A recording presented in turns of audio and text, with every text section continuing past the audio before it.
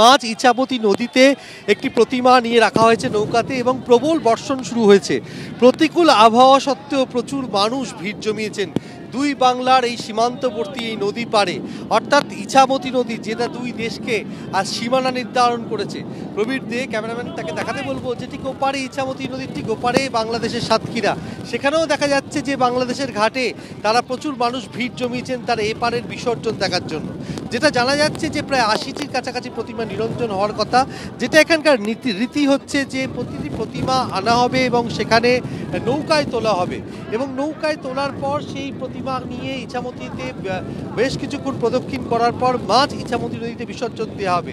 যেহেতু প্রবল বৃষ্টি শুরু হয়েছে জন্য প্লাস্টিক দিয়ে প্রতিমাকে ঢেকে দেওয়া হয়েছে এবং পুলিশের পক্ষ থেকে কড়া ব্যবস্থা নেওয়া হচ্ছে যে মাঝ ইছামতি নদীতে যে বিসর্জন হবে। আর সেই কারণে আমরা দেখতে পাচ্ছি যে ইছামতি নদীর দুপারে প্রচুর দর্শনার্থী রয়েছে।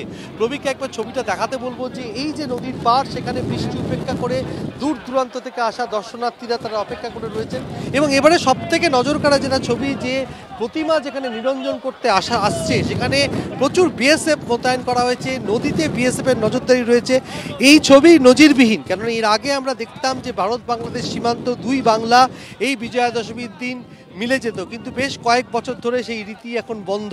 সেখানে আমরা দেখতে পাচ্ছি যে দুই দেশের প্রতিমা যেমন আসে না, অর্থাৎ এদেশেরই প্রতিমা। তুমি প্রবীর যে ছবিটা দেখাতে দেখো, প্রত্যেকটা নৌকায় ভারতের পতাকা লাগানো রয়েছে এবং তার মাঝে মাঝে বিএসএফ এর পক্ষ থেকে নজরদারি করা হচ্ছে। স্পিড বোটে করে বিএসএফ জওয়ানরা রয়েছে। আকাশ কালো মেঘে ছেয়ে গেছে এই বিজয়া দশমীর বিদায় বেলায়।